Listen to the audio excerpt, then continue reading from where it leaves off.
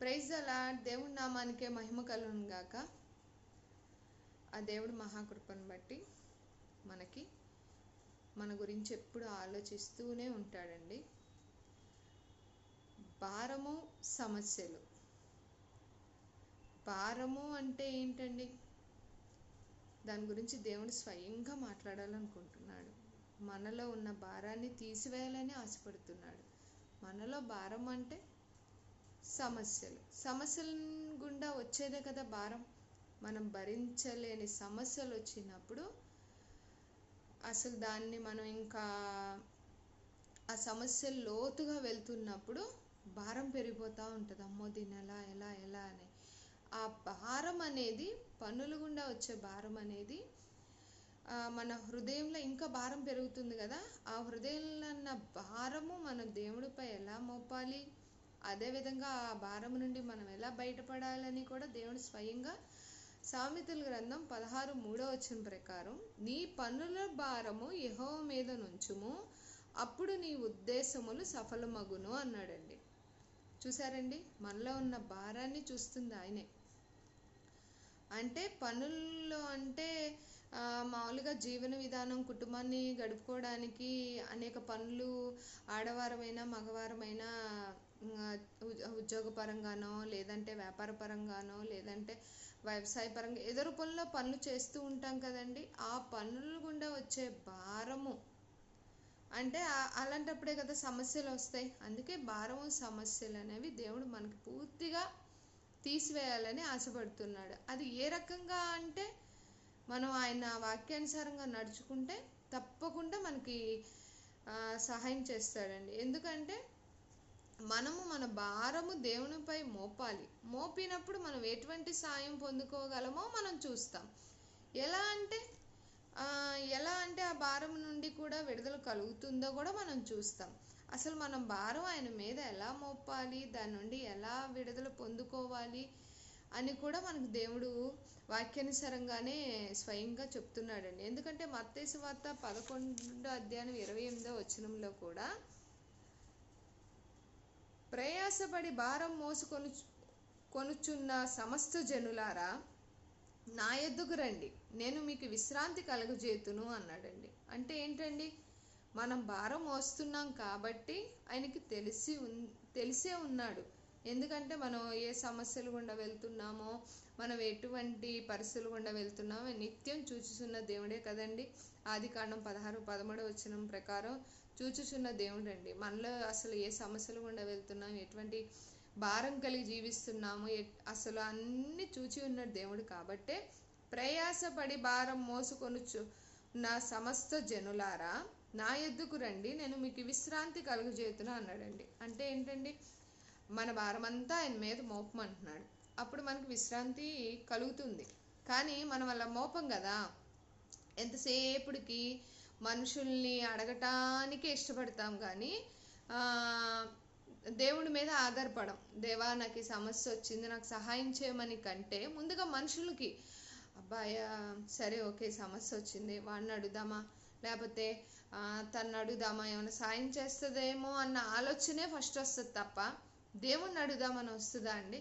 దేవుడు ఏం చెప్తున్నాడు? అసలు మీ భారం అంతా నాపై మోపండి అంటున్నాడు ఆయన. నీ పన్నుల భారం అంతా నాపై మోపు అని అంటున్నాడు కదండి.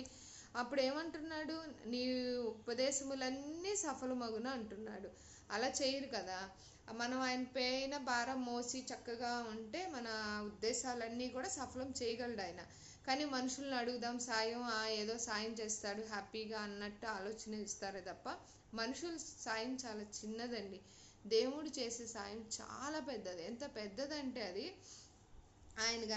మనం గనక సాయం గనక అడిగితే ఏ రకంగా అంటే, కీర్తనల గ్రంథం 55:22 ప్రకారం, నీ భారము యెహోవా మీద మోపుము, ఆయనే నిన్ను ఆదుకొనును, నీతిమంతులను ఆయన ఎన్నడూను కదలనీయడంటండి. చూసారండి, మన భారము ఆయన మీద మోపమంటున్నాడు, ఆయన మనల్ని ఆదుకుంటానంటున్నాడు, పైగా నీతిమంతులను ఎన్నడూ కదలనీయడంట. అంటే ఏంటండి?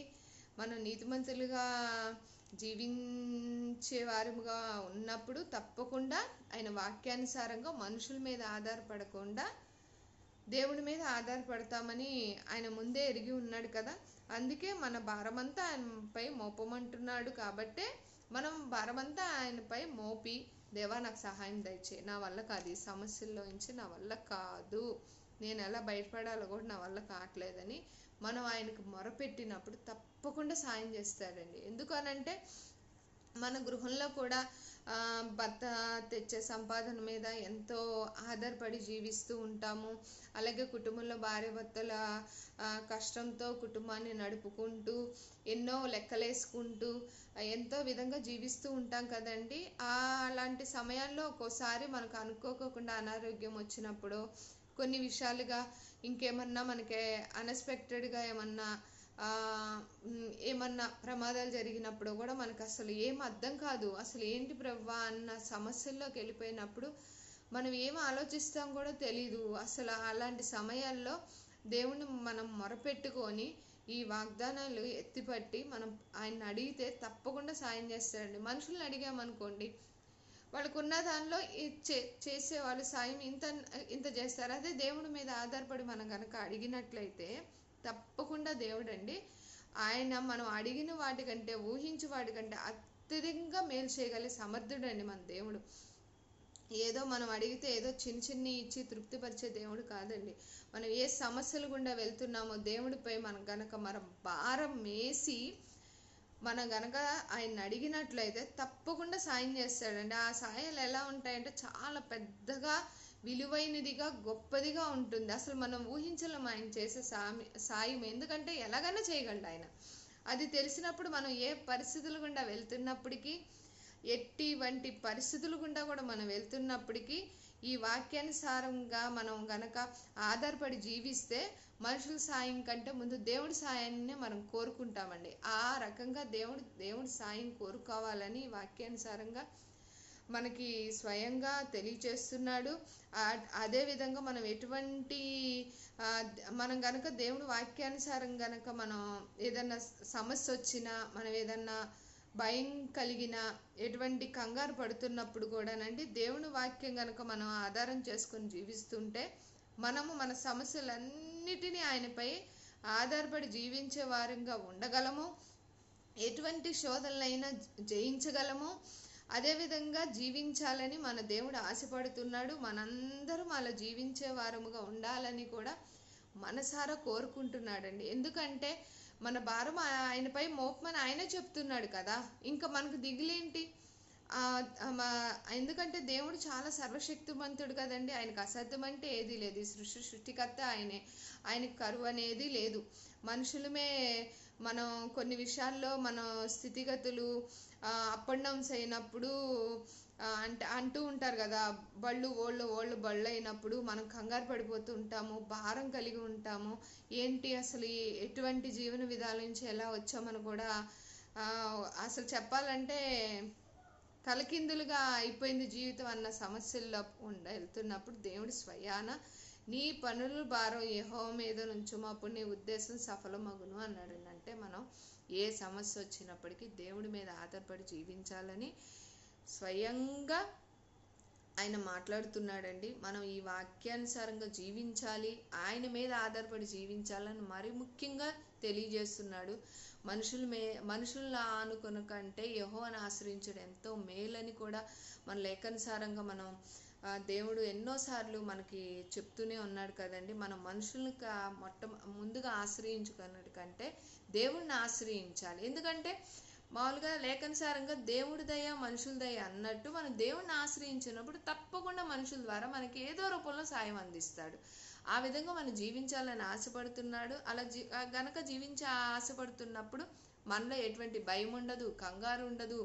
అసలు ఏది ఉన్నా సరే నా దేవుడి మీద నేను భారం వేస్తే తప్పకుండా నా సహాయం చేస్తాడు అని గనక మనం ఆయనతో మనం మాట్లాడుకుంటూ ఆయనకు మనం సమస్య చెప్పినప్పుడు తప్పకుండా సాయం మనం పొందుకుంటామండి. మనం అందరం అలా జీవించే వారంగా ఉండాలని మనసారా దేవుణ్ణి కోరుకుంటున్నాను. అదేవిధంగా అందరము దేవుని మీద ఆధారపడే జీవించే వారముగా ఉందుముగాక. ఆమెన్. Thank you Jesus.